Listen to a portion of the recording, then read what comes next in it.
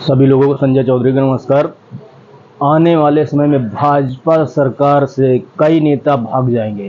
भाजपा को छोड़कर सिर्फ ईडी और सीबीआई के डर के कारण वो भाजपा में रुके हुए कई राज्यों के नेता भागने के कगार पर खड़े हैं।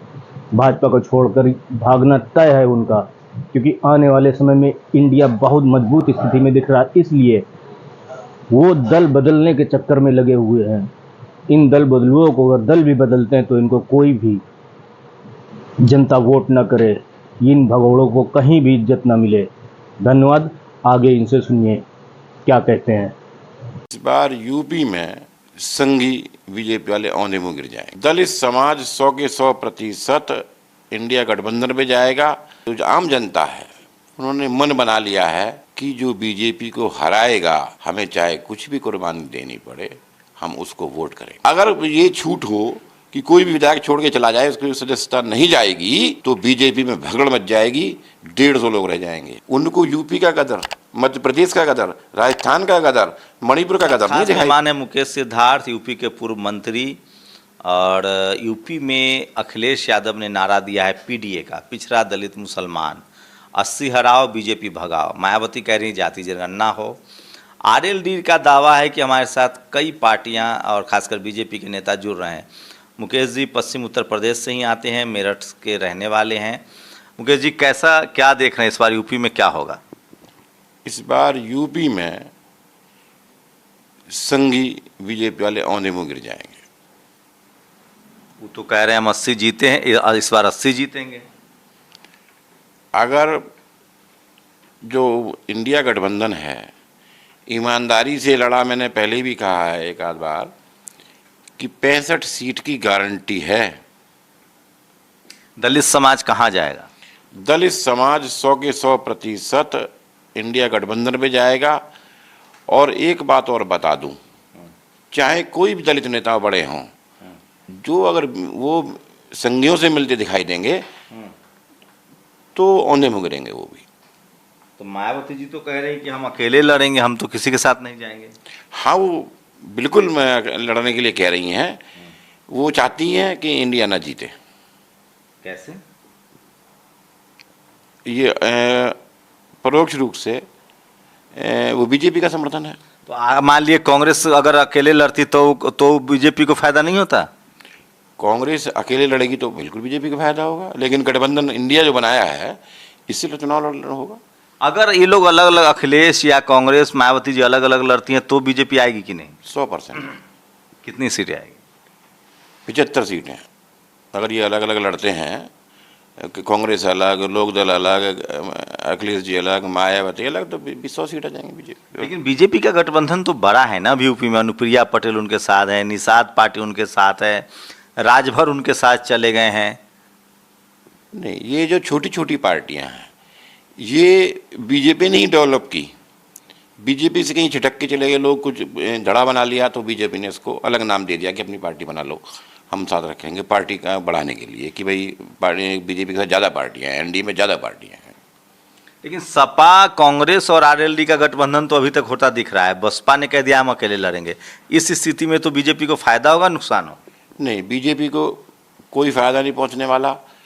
दलितों ने, जो आम जनता है, उन्होंने मन बना लिया है कि जो बीजेपी को हराएगा, हमें चाहे कुछ भी कुर्बानी देनी पड़े, हम उसको वोट करेंगे।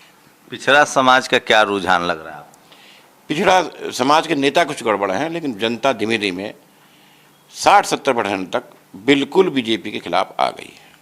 किसान आंदोलन का बहुत असर है, खासकर पश्चिमी उत्तर प्रदेश में। जाट किस तरफ जाएंगे? जाट इंडिया पे जाएंगे।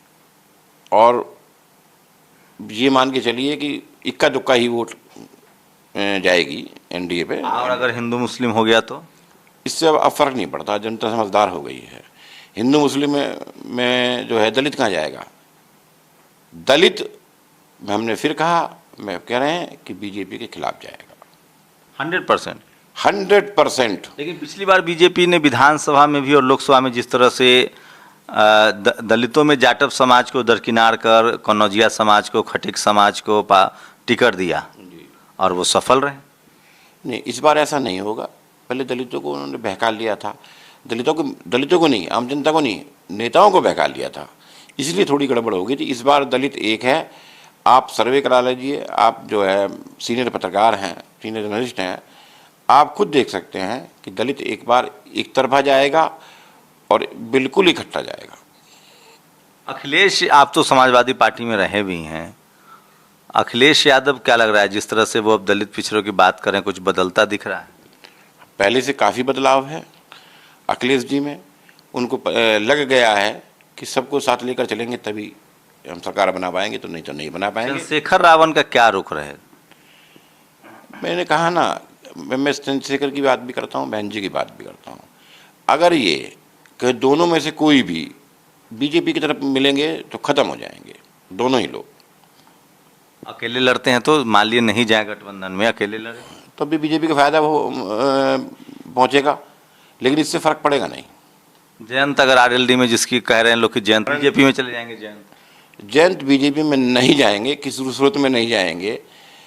बहुत सारे लोग, बहुत सारे विधायक मजबूरी में बीजेपी के साथ हैं जो आरएलडी में आना चाहते हैं, क्योंकि संख्या बल ज़्यादा है बीजेपी के पास और विधायक कम हैं। अगर ये छूट हो कि कोई भी विधायक छोड़ के चला जाए, उसकी सदस्यता नहीं जाएगी, तो बीजेपी में भगड़ मच जाएगी, 150 लोग रह जाएंगे। अमूमन मेरठ जोन का कब्जा रहता है यूपी की राजनीति पर। इस बार पूर्वांचल के लोग सीएम हैं, गोरखपुर से सीएम है योगी आदित्यनाथ। ये भी पश्चिमी उत्तर प्रदेश में फैक्टर होगा कि पश्चिमी उत्तर प्रदेश के लोग सोच रहे होंगे कि इस बार पश्चिमी उत्तर प्रदेश की पकड़ ढीली है ये लखनऊ पर? बिल्कुल ढीली नहीं रहेगी। पश्चिमी उत्तर प्रदेश ही सरकार बनाएगा। पूर्वांचल से चलेंगे हम लोग, कहीं कम, कहीं ज़्यादा, कहीं बराबर, और बम्पर वोट सीटें निकालेंगे पश्चिमी उत्तर प्रदेश से। लेकिन लोग कह रहे हैं कि मुस्लिम वोट सपा और बसपा दोनों में बढ़ सकता है। मुस्लिम वोट इंडिया को जाएगा, सपा को जाएगा, बसपा को नहीं जाएगा। ओबीसी के लोगों का वोट, ओबीसी का वोट मैंने बताया ना, 60% तक तो अपने अब इंडिया पे आ गया है। देश भर में क्या लग रहा है? देश भर में इंडिया। गठबंधन बनने से पहले आप लोग को इतनी उम्मीदें हैं? गठबंधन तो बन गया करीब करीब। इसमें जो अगर एक आध कोई भागेगा भी ना तो वो नुकसान उठाएगा। लेकिन टीवी अखबार तो कह रहा है कि मोदी जी अभी आगे बने हुए हैं। आप लोग हमारे हैं कहाँ?